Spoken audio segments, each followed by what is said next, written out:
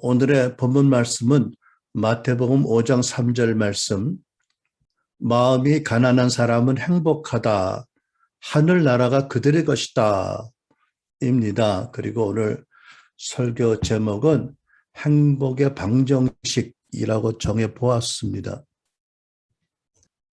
제가 한 2년 만인가요? 우리 캘리포니아 딸 캐롤 집에 온 것이 2년 만에 이제 거의 한 달 여기서 거처하면서 딸 사위 손주를 매일 보고 또 가까운 데 사는 아들도 자주 보면서 제 마음에 거듭되는 기도는 이런 것입니다. 하나님, 저들이 예수님 안에서 더 건강하고 더 행복한 삶을 살게 해주세요. 아주 신령한 기도는 아니지만 제 마음에 계속 그런 기도가 이렇게 올라옵니다. 그리고 성도 여러분들을 향한 저의 기도도 근본적으로 이런 기도입니다. 성도 여러분들이 우리 순환을 교회를 이루면서 영적 가족으로 이루면서 모두가 더 예수님 안에서 더 행복하고 더 건강한 삶을 살면서 하나님을 섬기게 되는 것, 그것이 기본적인 기도의 자세입니다. 여러분 정말 한 번밖에 못 사는 인생인데 정말 행복하게 살기 원하시는지요? 아니면 대충 살다가 저 영광스러운 천국에 빨리 가야지, 이런 생각이 많은지요? 좀 궁금해요. 디모데서에 보면 그 사도 바울이 이렇게 기도합니다. 예수 그리스도 안에서 경건하고 단정한 생활을 하게 하려 합니다. 제가 그 말씀을 어느 날 문득 보고 깨달았어요.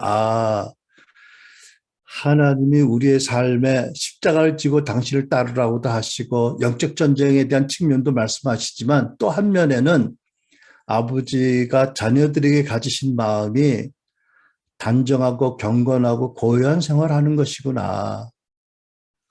그러면서 나태해지는 것은 아니고 사랑함으로 더 하나님을 섬기는 그런 의도가 바탕에 있겠지만 그게 아버지의 마음의 한 편이다라고 생각을 합니다. 사실 저는 별로 그런 개념이 없었거든요. 군사 이런 개념이 있잖아요, 그죠? 군사, 희생, 고난, 이런 것들이 상당히 나의 영적인 의식 가운데 많은 부분이 있는데 어느 날 보니까 아버지께서 당신의 자녀들인 우리가 단정하고 평안하고 고요하고 거룩하고 존귀스러운 삶을 살기 원하시는구나. 그렇다면 나도 이렇게 살 수 있도록 기도하는 것이 마땅한 믿음이 아닌가? 이렇게 생각한 적이 있어요. 아무튼 여러분 묻고 싶습니다. 여러분 정말 한 번밖에 못 사는 인생을 진정 행복하게 살기 원하세요? 이 팔복의 말씀의 첫 말씀 3절, 마음이 가난한 자가 복이 있나니 천국이 그들의 것이다. 마음이 가난한 자가 행복하다고 말씀하잖아요. 하나님 보시기에 진정 행복한 사람이 어떤 사람이냐? 가난한 심령을 가지고 사는 사람이다. 그래서 하늘나라가 충만하게 임하게 되는 사람이다. 이런 말씀인 줄 압니다. 그러니까 세상에 대해서 또 자신의 어떤 욕심에 대해서는 가난한 마음을 갖고 정말 하나님의 나라를 가장 귀한 가치로 알고 받아들이는 사람이 정말 행복한 사람이다라는 주의 진리의 말씀입니다. 제가 지지난 주간에 우연히 유튜브에서 행복의 방정식이라는 영상을 봤어요. 그 영상을 보고 영상을 만든 단체가 궁금해서 구글해 봤더니 미국의 보수주의 가치를 전하는 PragerU라는 단체에서 만든 영상이더라고요. PragerU라는 그 단체 영상이 한국에 많이 소개가 되고 있는지 모르겠는데 풀과 유라는 발음이 맞는지 모르는데 고유명사는 각각 자기 나름대로 부르잖아요. 그렇죠? 발음을 하잖아요. 어쨌든 그래서 미국의 보수주의 가치를 전하는 단체에서 만든 영상이다. 그래서 두 번 보았습니다. 그때 영상 제작자는 사람의 행복의 양을 계산하기 위한 이런 등식을 만들었다라고 합니다.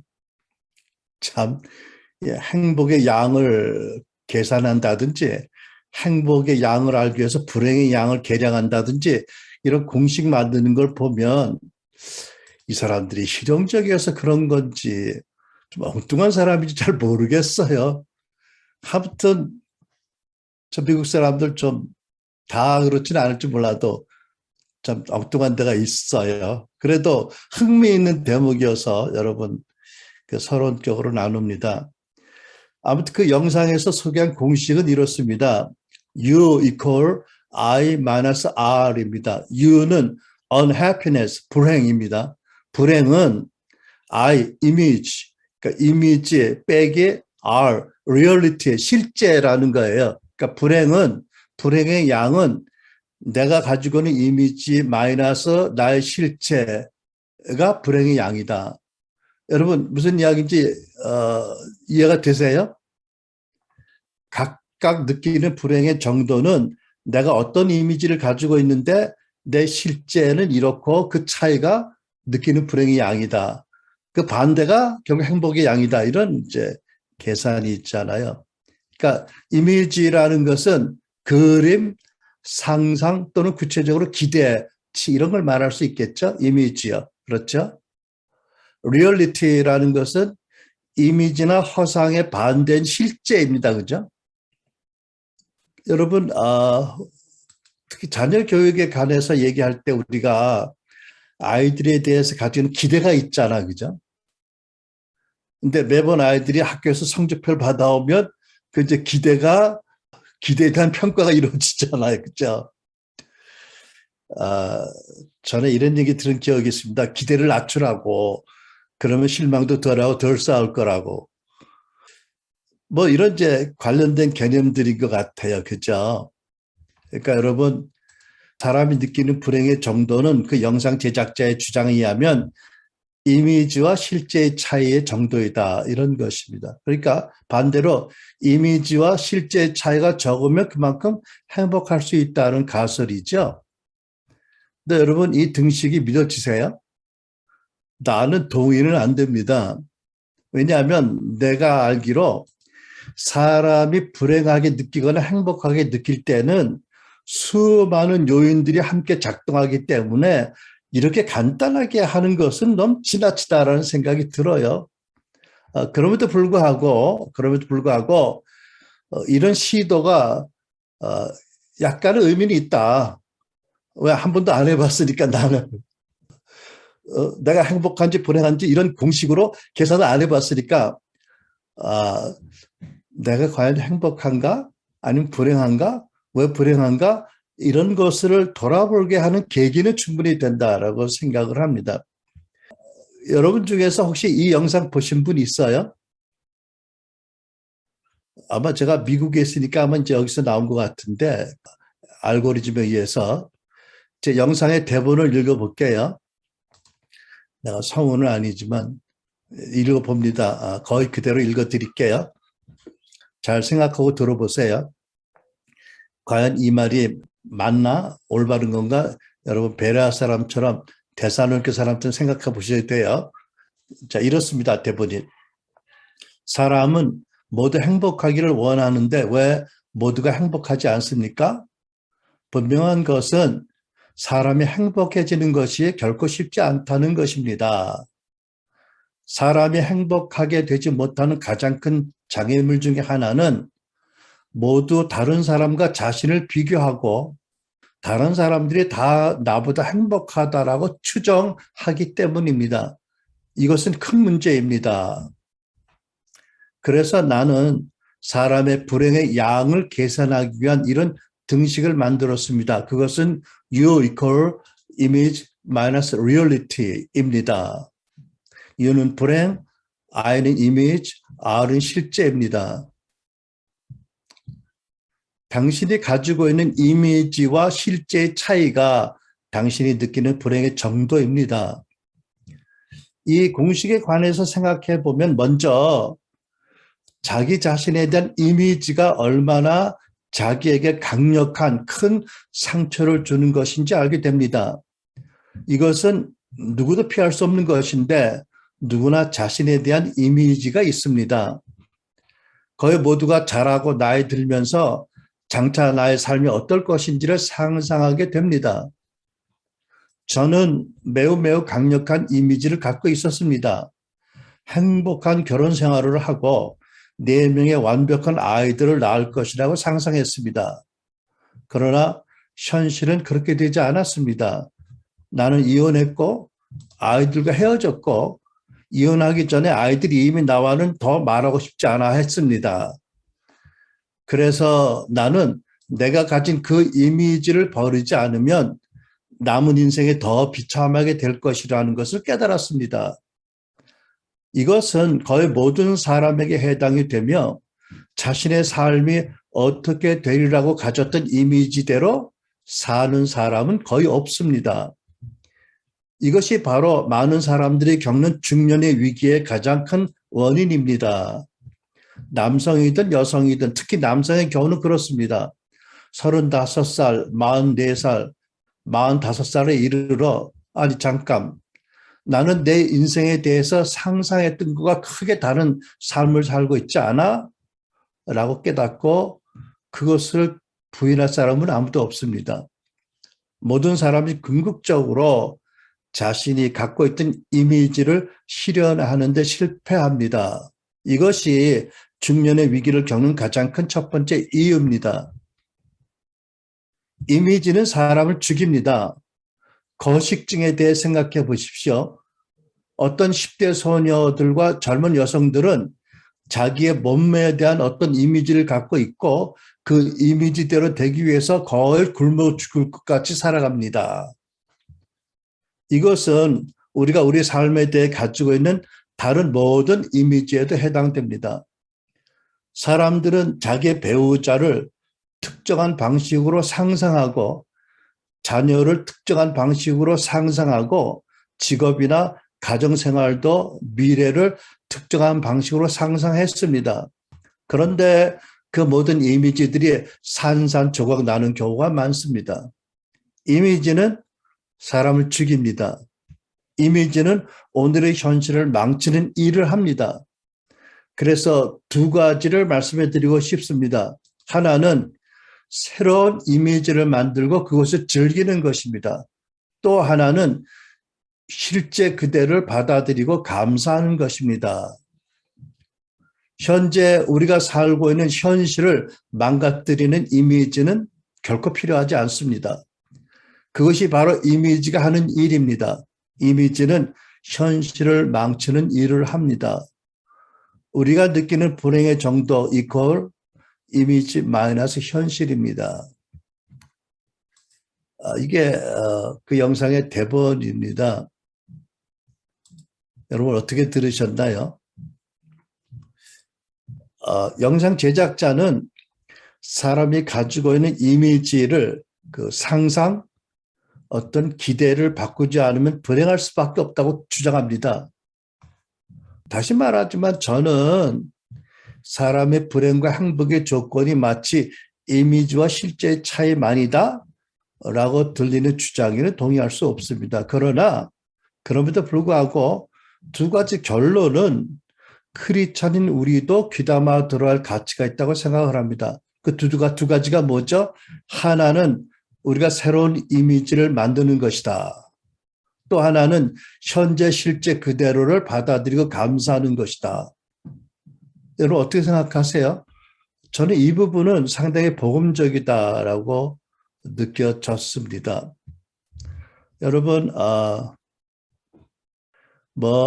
이미 이런 이미지를 포기한 분들도 계시겠지만 그런 분들한테는 별로 감동이 안 되겠지만 아직도 나도 모르게 이런 이미지를 고집하는 분들이 있다면 귀담을 필요가 있을 것 같아요.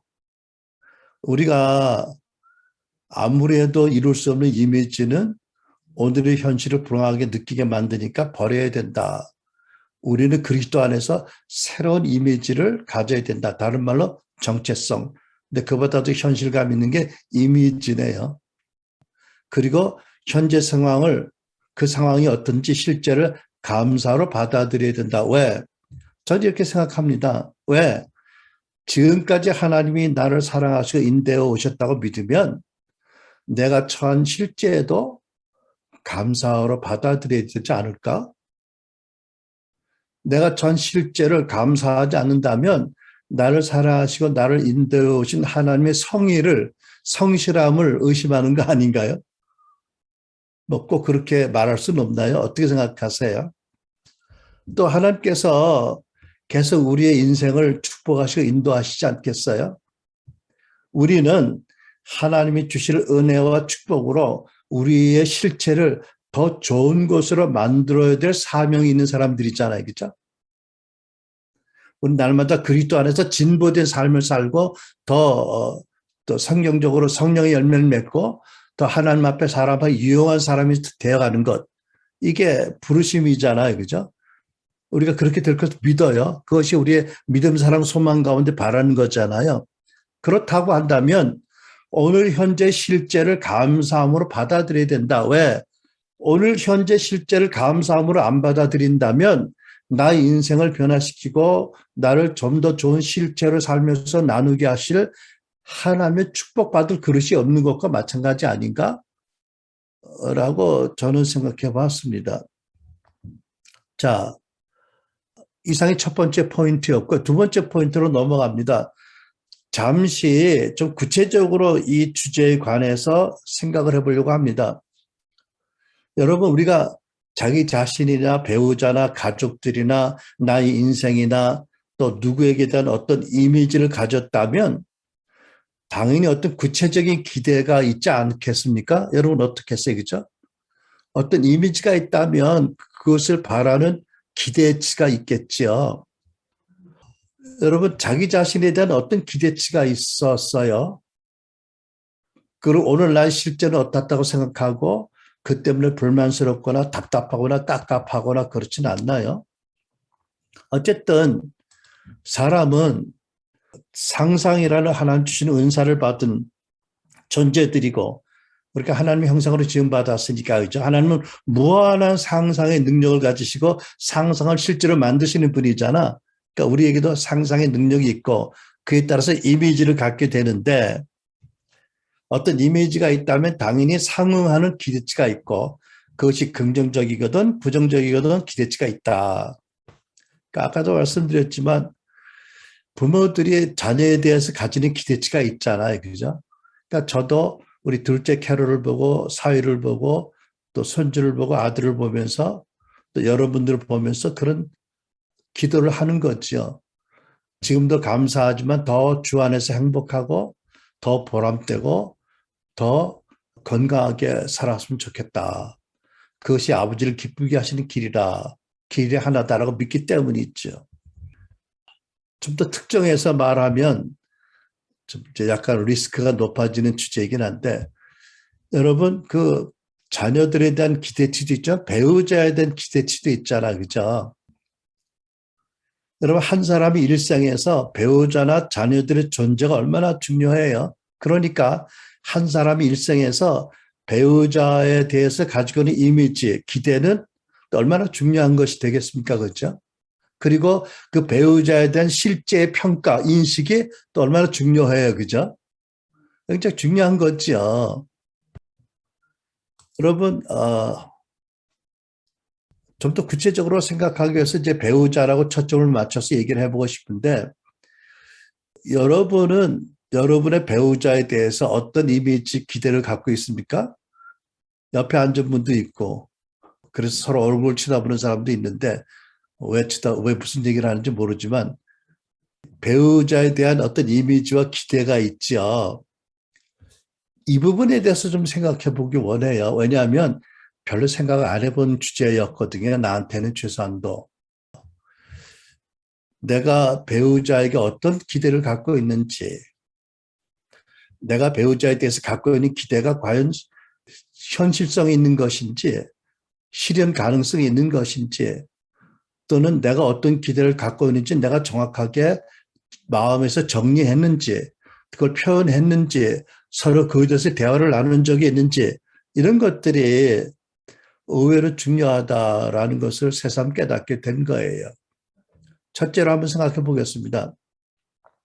먼저 결론적으로 우리가 가진 기대라는 것은 어떤 것인가 생각해 봅니다. 여러분, 우리 모두는 각각 다른 상대에 대한 다른 기대치가 있어요. 그죠? 왜냐하면 우리가 자라난 가족 배경이 다르고, 지역적인 문화가 다르고, 국가적인 문화가 다르고, 그죠? 인종적인 문화가 다르고, 또 친척들이나 또 친구들의 영향이 있고, 또 늘 접하는 인터넷과 TV에서 받아들이는 정보들이 있기 때문에 여러 가지 다양한 그 소스, 근원에서 받아들여진 그 정보로 인한 이 기대가 다 달라요. 그렇죠? 그러니까 우리 부부의 경우에도 성장 배경이 다르잖아요. 많이 달라요. 많이 달랐고, 또 가정 문화도 크게 달랐어요. 그리고 우리가 86년대 이민을 가서, 물론 중간에 한국에도 장기 체류를 했지만, 아무튼 한 20년을 이제 캐나다, 미국 살면서 뭐가 다르냐면, 이 미국 문화를 받아들인 정도가 달라요. 근데 다를 수밖에 없겠더라고요. 그죠? 반대로 한국 문화를 킵하는 정도가 또 달라요. 그러니까 예를 들면 아내가 좋아하는 문화를 더 끌어안겠죠. 그죠? 저는 내가 더 선호하는 문화를 또 끌어안고 있겠죠. 이게 이것도 다르더라고요. 하여튼 다양한 이유로 다른 기대치를 가지고 있어요. 뿐만 아니라 이렇게 근원적으로 차이가 있을 뿐만 아니라 자질구레한 사소한 일상적인 기대도 달라요. 예를 들면 누가 공기청소기를 돌리고 지방 청소할 거냐, 집안 청소는 꼭 여자만 해야 되는 거냐, 뭐 이런 것도 기대가 다를 수 있잖아요. 그죠? 합의가 안 됐다면. 여러분, 저한테는 웃기는 일인데, 그 전에 시카고에 갔더니 어떤 목사님이 그 교회당을 백큐하는데 여자 성도가 백큐하고 목사님이 줄을 들고 섰더라고. 그래서 뭐 하는 거냐고 그랬더니, 목사님 모르시죠? 미국 남부 사람들은 백큐면 당연히 여자가 하는 거래. 그러니까 남자들이 도와준다고 줄을 들고 따라다닐 망정 백큐면 여자가 하는 거래. 자기는 그 문화를 받아들였대. 그렇게 다르더라고요. 그죠? 다른 예를 들면 좀 구체적으로 좀 냄새나는 예인데, 벗어버린 양말을 얻다가 어떻게 부르냐, 이것도 기대치가 다 달라요. 그죠? 어떤 남성들은 이렇게 양말을 벗어 여기 한 짝 저기 한 짝 휙 던져놔. 그러면은 부인이 만상을 찌푸리면서 무슨 오물집도 씹어가지고 이렇게 가져가고, 그러면서 아웅다웅 하는, 여러분, 치약을 어떻게 자르냐도 가지고 다투는 부분들이 많아요. 왜 가운데를 꾹 짜냐? 밑에부터 돌돌 말려서 올리지. 그래도 끝까지 가운데 푹 짜고 가버려? 기대가 달라. 그죠? 그러니까 아이들 공부를 누가 도와주느냐? 집에 가스회사, 전기회사, 보험회사는 누가 전화를 하느냐? 학부형회의는 누가 가느냐? 뭐 이런 거. 아니면 화장실 쓰고 변기를 어떻게 뚜껑을 닫냐? 열어놓냐? 또 집안마다 문화가 달라. 앉아서 변기를 쓰느냐, 서서 쓰느냐. 우리는 일찍이 통일을 했어요. 안전하게 사용하기로. 이렇게 자잘한 일에도 서로 다른 기대를 가질 수 있고 기분이 조금씩 상할 수도 있게 되는 거잖아요. 그래서 생각해 보면요, 이런 게 있어요. 나도 내 안에 그런 기대가 있다는 것을 인지 못하고 무의식적으로 바라는 기대가 있을 수 있어요. 그죠? 예를 들면 남자는 우리 어머니가 나에게 대해주시지 와이프가 나를 대해줬으면 하는 소확적인, 그러니까 창피해서 말도 못하는데 사실은 그런 기대가 있는지 의식하지 못하는 게 있을 것 같아요. 그죠? 네.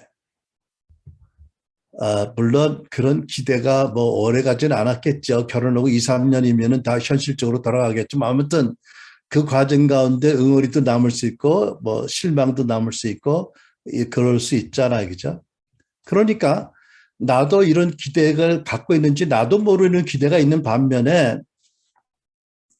내 안에 어떤 기대가 있는데 그걸 구체적으로 말을 안 한 경우도 꽤 있을 것 같아요. 그냥, 그냥 말을 안 해주고 알아주기를 바라는 거.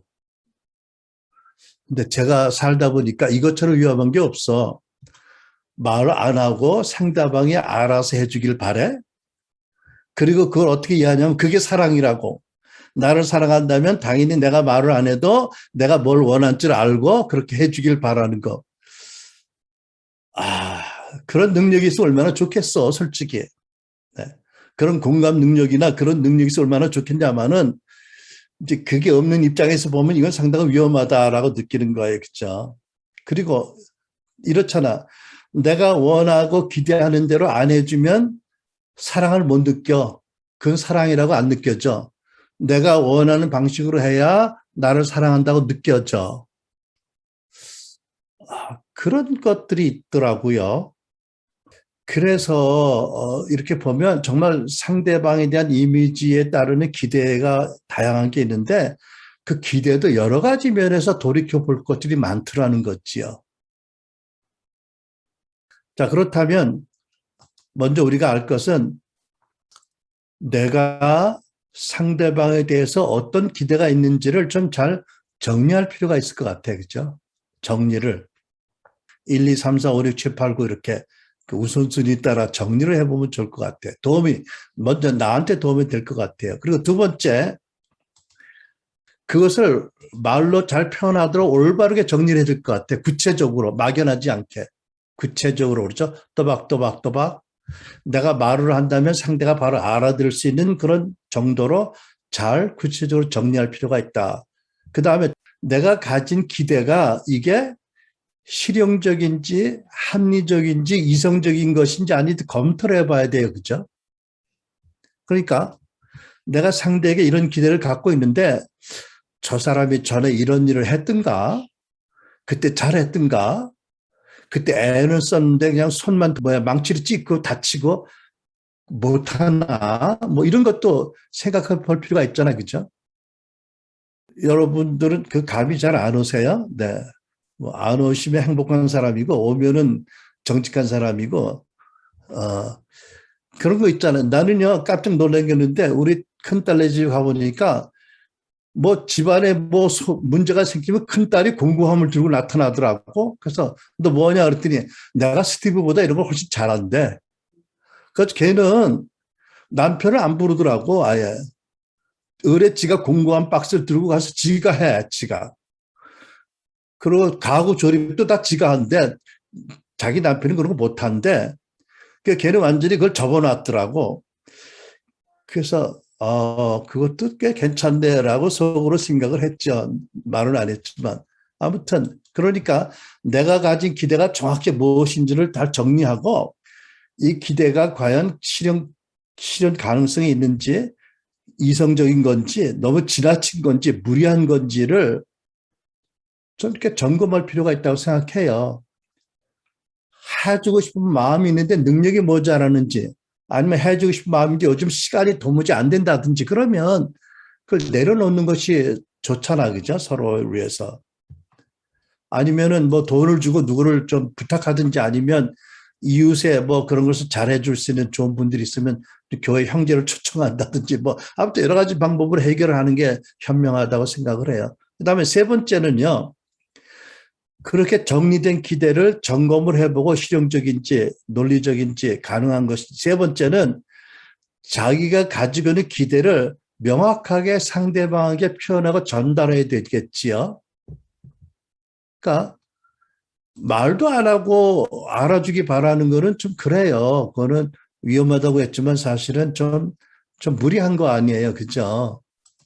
그러니까 내가 가지고 있는 기대를 명확하게 상대방에 전달했나? 그리고 상대방이 알았어. 당신이 이런 거 이런 걸 원하는 거지. 알았어 해줄게. 아 이건 내가 좀 곤란해. 이러고 서로 커뮤니케이션이 돼야 된다는 거죠. 여러분 어떤 기대든지 어떤 것이 유효하냐면 상대방이 듣고 동의한 것만 유효한 거예요. 상대방에 전달을 안 하고 상대방이 동의 안 한 것은 나 혼자 짝사랑하듯이 나 혼자 기대를 가지고 있고 헛물치기 쉬운 거라는 거지요. 어떤 아내들이 이렇게 불평하더라고. 목사님, 우리 남편은요, 내가 하라는 건 잘하는데 내가 말 안 하면 전혀 안 움직여요. 이러더라고. 근데 뭔 말인지 알겠어. 알겠는데 그 남편도 안 됐잖아. 하라는 거 잘하는 것만 해도 얼마나 착해. 공감 능력이 모자라서 눈에 안 띄어서 일이 못하는 걸 어떻게 하라고. 이러더라고. 예를 들어 청소해 주세요. 그럼 백큐만 놀리고 화장실 청소를 안 한다든지 뭐 쓰레기 치워주세요 하면은 이미 봉지를 감아놓은 봉지를 묶어놓은 쓰레기는 들고 나가는데 여기저기 흩어져 있는 쓰레기를 봉지에 담을 일을 안 한다든지 아니면 여보 씻으세요 그러면은 화장실에 내가 세수만 하고 나와. 발은 안 씻어요? 발 씻으란 말 안 했잖아. 뭐 이렇게 멍청한 남편들이 있어요. 누가 그랬는지 여러분 짐작이 되세요? 퇴근하고 오면 피곤해. 그래서 그냥 소파에 주저러 앉아서 텔레비 보다 밥 먹고 싶은데 씻으래. 그럼 씻어. 뭐 어명이 떨어졌으니까. 그런데 세수만 하고 나와. 발 안 닦고. 그럼 또 야단 맞고 또 가. 아무튼 뭘 얘기하냐면 기대를 정확히 전달해 달라 이거죠. 상대방이 알아듣게. 그다음에 또 한 가지는 기대를 전달할 때 잘 소통해야 돼요. 그죠? 명확히 잘 소통을 해야 돼. 그러니까 건강하고 분명한 의사소통 방식을 써야 된다. 잘못하면 공격적으로 느껴지거든요. 상대방이 나의 마음을 이해할 수 있도록 나 대화법을 쓰라는 거죠. 너 대화법 대신에 잘못하면 비난이나 요구에 초점을 맞춰지게 되거든요. 너 대화법. 근데 상대가 나의 마음을 이해할 수 있도록 나 대화법을 쓰라. 그러니까 여보 당신은 왜 이렇게 했어요? 라고 할 게 아니라 여보 나는 당신이 이렇게 하면 나는 이런 느낌이 들어요. 라고 내 마음이 어떻다라고 표현을 하면 덜 직접적이고 덜 위협적이잖아요. 듣는 사람 입장에서. 예를 들면 나는 당신이 이렇게 해주길 바랬는데 라고 나를 강조하기보다도 나는 당신이 이렇게 해주면 참 마음이 좋아요. 라고 이렇게 하면 덜 위협적으로 느껴질 수 있잖아. 그죠? 예를 들면 나는 싱크대에 접시가 그렇게 쌓여있는 걸 보면 마음이 좀 답답해져요. 오늘 시간 있으면 좀 설거지 해줄래요? 뭐 이렇게 하면 무난하게 의사 전달이 잘 되잖아. 그죠? 그러니까 상대방은 당신이 나한테 지금 원하는 게 이런 거지? 이건 맞지요? 라고 확인할 필요가 있어요. 그죠? 자기가 들은 대로. 아무튼 여러분 우리가 상대에 대한 어떤 이미지가 있다. 거기에 걸맞는 기대가 있다.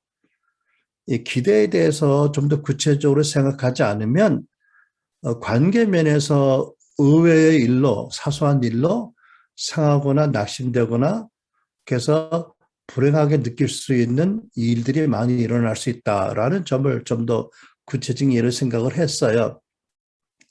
네, 여러분 제가 여기까지 설교 준비하는데 생각난 기도문이 하나 있어요. 뭘까요? 무슨 기도문이 생각이 났을까요? 제가 그 기도문을 읽어드릴게요. 여러분들 아마 잘 아는 기도문일 거예요. 하나님, 제가 변화시킬 수 있는 것들을 변화시키려는 노력과 변화시킬 수 없는 것들을 있는 그대로 받아들일 수 있는 믿음을 그리고 그 둘의 차이를 아는 지혜를 주옵소서. 그냥 이 기도가 저절로 올라오더라고. 저절로. 자, 세 번째입니다. 여러분 다시 본론으로 돌아가서 제가 그 프레거 유에서 만든 영상을 보고 좀 마음에 안 들었어요. 그래서 글쎄 진리는 아니지만 상당히 그 어떤 통찰이 있는 건데 더 좋은 공식이 없을까라고 생각해 봤어요. 그랬더니 내 마음에 이런 공식이 떠올랐지 뭡니까, 여러분?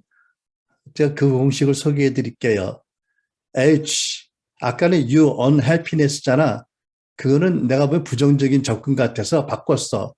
H, happiness, 행복은 I, image, in Christ, 그리스도 안에 있는 자기 이미지, 플러스 R, realization of one's simple nature, 자기 죄성의 실제에 대한 인식.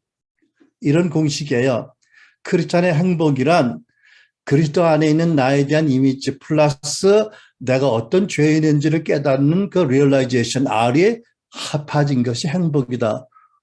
그럼 어떻게 느끼세요? 나는 이게 굉장히 복음적이라고 느껴져. 그죠? 자, 예를 들어서 생각해 봅시다. 위대한 사도 바울. 사도 바울을 우리 실험대로 올리겠습니다. 먼저 그분이 당신의 자신에 대해서 어떤 이미지를 갖고 사셨을까 한번 생각해 봤어요. 어땠을 것 같아? 제가 보기에 그분은 필시 하나님이 주실 영원한 의의 면류관을 쓴 당신의 이미지를 가지고 사셨을 것 같아. 왜? 디모데후서 4장 8절. 이 디모데후서는 사도 바울의 인생의 마지막 저술한 서신이잖아요. 그것도 마지막 부분에서 이렇게 말씀합니다. 이제 나를 위해 의의 면류관이 준비되었으니 주 곧 의로우신 재판장이 그날에 내게 주실 것이다. 그리고 이게 복음이에요. 나뿐 아니라 주의 나타나심을 사모하는 모든 사람들에게 주실 것이다. 그러니까 사도 바울이 가진 이미지가 뭐라고요? 하나님께서 나에게 의의 면류관을 세워주실 것이다. 내가 영원히 그 면류관을 쓰고 하나님께 눈물로 감사로 찬양으로 예배하고 살 것이다. 이 이미지 얼마나 강력해요. 이 강력한 이미지를 가지고 있었기 때문에 그렇게 많은 동족의 위험과 산의 위험과 바다 위험과 3번 태장을 맞아 죽을 뻔하고 돌에 맞아 죽을 뻔하고 그 모든 역경을 이기고도 복음을 전하고 하나님을 숨겼다. 그 이미지 얼마나 강력한 이미지가 있어요. 그죠? 그러니까 놀랍게도 사도 바울이 한 번은 피고인이 되어서 거짓 고소로 재판받을 때 재판관이 왕한테 이렇게 말씀합니다. 사도행전 16장 26절. 오늘 제 말을 듣고 있는 모든 분들이 왕이여 당신뿐 아니라 모든 배석한 신하 여러분들이 다 내가 이 쇠사슬을 차여 있는 것을 제외하고는 다 나처럼 되기를 하나님께 기도합니다. 이거 대단한 선언이에요. 그죠? 왕이여 당신이 나의 재판장으로 지금 저 위에 앉아있지만 내가 뭐라고 기도한 줄 알아? 내가 이렇게 묶여있는 걸 빼고는 당신이 나처럼 되기를 위해서 기도해. 나같이 예수를 믿고 나같이 예수를 사랑하도록 심지어 묶여오더라도 그 하나님을 믿는 믿음으로 사는 사람 되기 원해. 대단한 선언을 해요. 엄청난 이미지가 있었다는 얘기 아니에요. 그죠? 그 다음에 사도 바울이 가지고 있던 그 리얼리티 중에 특별히 죄성의 리얼리티 어땠을까요? 이제 실제로 보면 사도 바울은 아무런 세상적인 소유가 없었잖아. 그죠? 집도 없고 와이프도 없고 뭐하는 재산도 없고 자식도 없고 육신의 자식 세상적으로는 하나도 없어요. 학식은 많았는데 그거를 쓰레기같이 여겼어. 그나마. 그러니까 다 버렸어요. 누구를 위해서? 그리스도를 위해서. 한 번만 버린 게 아니라 성경을 보면 버리고 또 버렸대. 이게 다 중요한 거다고 생각해. 우리는 한 번만 버리면 다 버린 줄 알죠? 아니요. 사도 바울은 과거형으로 버렸고 현정으로 또 버린대. 왜? 살다 보면 자꾸 걸리잖아요. 이렇게 뭣도 붙고 이것도 붙고 저것도 붙고. 여러분 안 그러세요? 과거에 다 버렸고 또 버린다고. 그리고 사도 바울은 자기를 뭐라고 고백했어요? 나는 죄인의 괴수라고 고백합니다. 그게 그분이 알고 있는 그분이 가장 자기 마음에 참 담고 있는 자신의 실체의 모습이에요. 나는 죄인의 괴수인데 엄청난 은혜를 받은 자다. 이런 거 아니에요. 그죠? 죄인의 괴수인데 하나님 어마어마한 은혜를 주셨다. 이 죄인의 괴수라는 것이 그 실제예요. 그죠? 그래서 사도 바울의 행복지수 H, happiness는 image in Christ, 그리스도 의의 면류관 쓰고 있는 이미지 플러스 죄인의 괴수라는 자기 죄성에 대한 리얼리티, 인식이에요. 몇 점 될까요, 여러분? 그리스도 안의 이미지 100점은 좀 그렇고 95점. 다음에 자기 죄인의 됨에 대한 인식, 그 100점이라기보다는 95점. 그러면 합계 200점 만점에 몇 점이에요? 190점. 짜자잔. 사도 바울 190점. 자, 그러면 여러분은 어떠세요? 우리는 어떠세요? 우리는 어떤가요? 첫째, 우리는 나에 대한 어떤 이미지를 갖고 사시나요? 사도 바울 같이 그 영광스러운 승리의 이미지를 갖고 사는가? 아니면 그 스가랴 3장을 보면 여호수아 대제사장 여호수아가 나오는데 사단의 참사를 워낙 받아가지고 대제사장이 풀 죽어서 추리하고 어깨 축 처진 모습으로 서 있는 광경이 나와요. 대제사장인데 혹시 그런 이미지를 갖고 있지는 않다.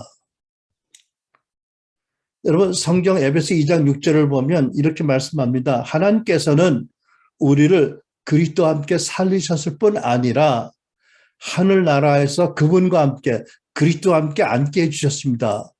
뭐 엄청난 우리의 정체성에 대한 말씀이잖아요. 그렇죠? 그러니까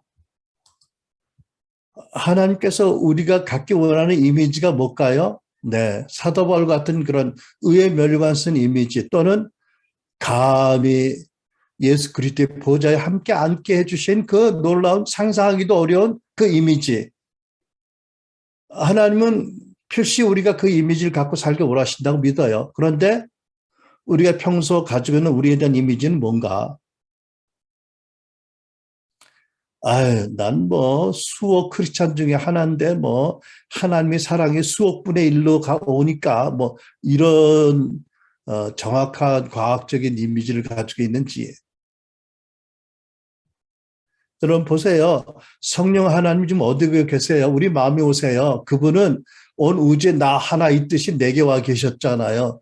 그런데 어떻게 n분의 1로 생각할 수 있어요? 이거는 그분에 대한 모독인데 아무튼 어떤 이미지를 갖고 있느냐. 두 번째 그러면 우리의 그 죄성에 대한 리얼리티, 실제 인식이 어떤 정도인지요.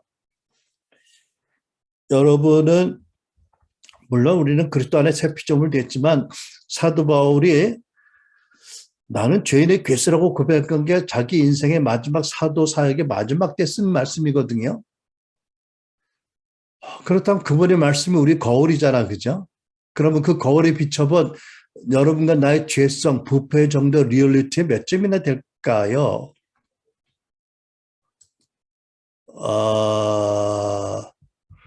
우리의 그 이미지가 사도 바울이 95점이면 우리는 사도 바울이 100점이라면 한 20점 되나요?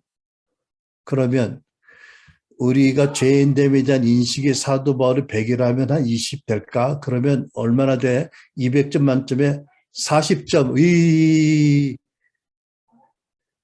우리 행복의 양이 40이란 말이야? 200점 만점에.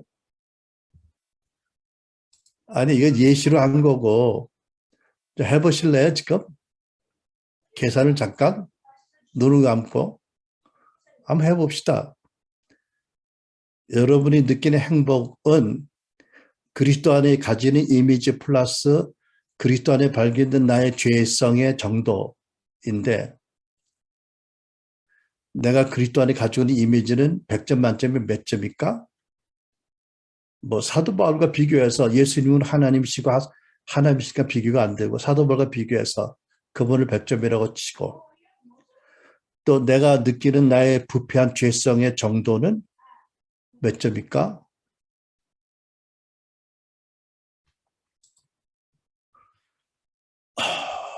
여러분의 행복의 공식의 수치가 얼마나 됐어요?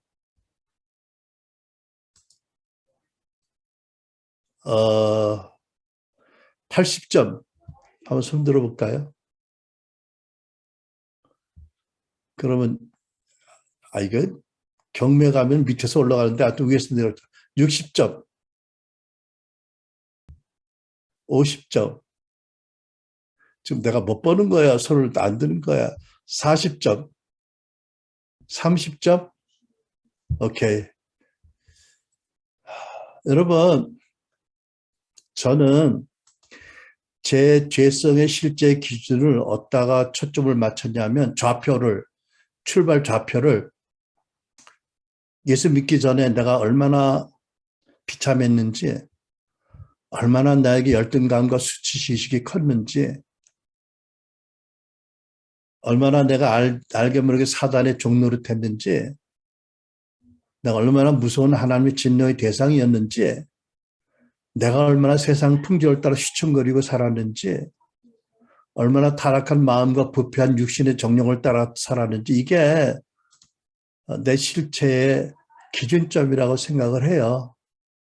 그리고서 그때보다 무엇이든지 나아진 것은 다 하나님의 은혜와 축복이다. 전적으로. 전 그렇게 믿습니다. 제가 7학년 몇 반이 될 때까지 산 것도 은혜고, 와이프가 있는 것도 은혜고, 자식과 손주들이 있는 것도 전부 은혜고, 목사로 아직도 설교하는 것도 다 엄청난 감사와 은혜의 조건이, 은혜이죠. 여러분들 어떻게 생각하세요? 시편 32편 1절, 이런 사람이 행복한 사람이라고 시편 기자가 증거합니다. 현대인의 성경으로 죄를 용서받고 하나님의 죄를 덮어진 사람은 행복하다. 난 엄청 행복해요. 그래서 나 어마어마하게 죄를 많이 졌거든. 예수 믿기 전에도, 예수 믿은 다음에도. 그 어마어마한 죄를, 잘못을 하나님이 덮어주셨거든요. 예수의 보혈로. 엄청 행복한 거죠.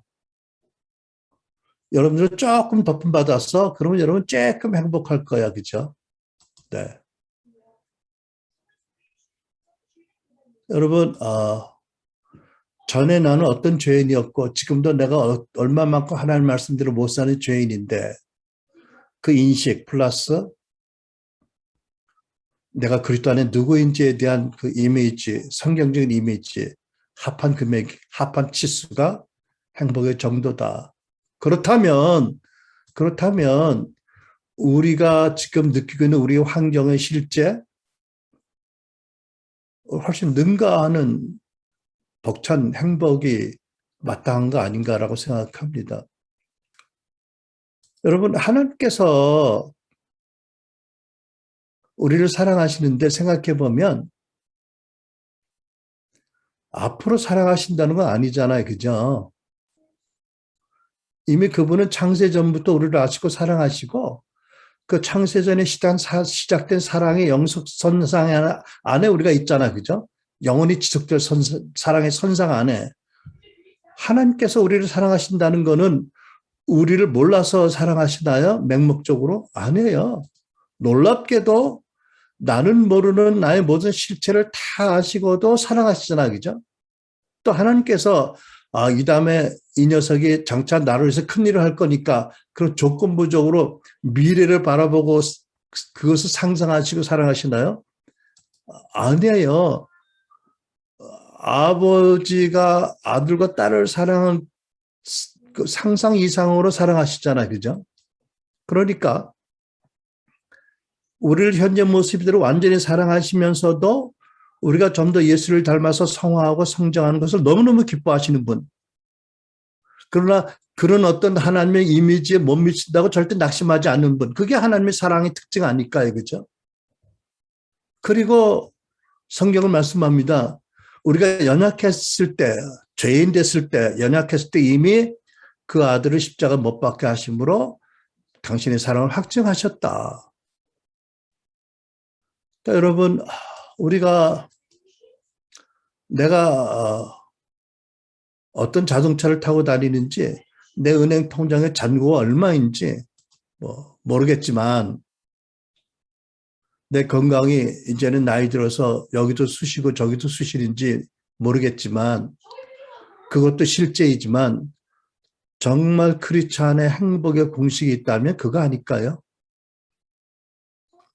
여러분들이 정확히 계산하고 정확하게 정말 하나님께 주신 행복을 누리는, 감사하는, 그래서 날마다 우리 삶이 더 발전하는, 더 진보하는, 하나님 은혜와 축복이 헛되지 않아서 그 다른 사람에게도 참 존중을 받고 그 사람들에게도 많은 것을 나눌 수 있는 축복의 통로가 되는, 많은 열매를 맺는 저 여러분이 되기를 간절히 기도합니다. 마지막으로 여러분, 아까 읽어드린 기도의 후반부가 있어요. 기도의 후반부가 뭔지 궁금하지 않으세요? 읽어드릴게요. 잘 들어보세요. 하나님, 어떤 일이든 가망성이 없어 보일 때에도 그것이 옳다고 여겨지는 일이라면 끝까지 포기하지 않을 용기를 주시옵소서. 아멘. 기도하겠습니다, 여러분. 여러분 과연 그리스도 안에서 어떻게 무엇으로 행복을 느끼시는지, 무엇 때문에 아파하고 답답해하고 힘들어하는지, 어떤 이미지가 있고 그 기대가 있고 어떻게 기대를 잘 점검하고 나누었는지, 그리스도 안에서 우리는 어떤 존재가 되었기 때문에 어떻게 마땅히 믿음으로 행복하게 살아야 될 것인지, 그러므로 어떻게 우리가 날마다 더 변화되고 더 행복하고 또 복되고 하나님 기쁘시게 하는 아들, 딸이 될 것인지 기도로 은혜를 간구하는, 그리고 하나님 응답받는 여러분과 제가 되기 바랍니다. 우리 다 같이 통성으로 기도하겠습니다. 기도합니다.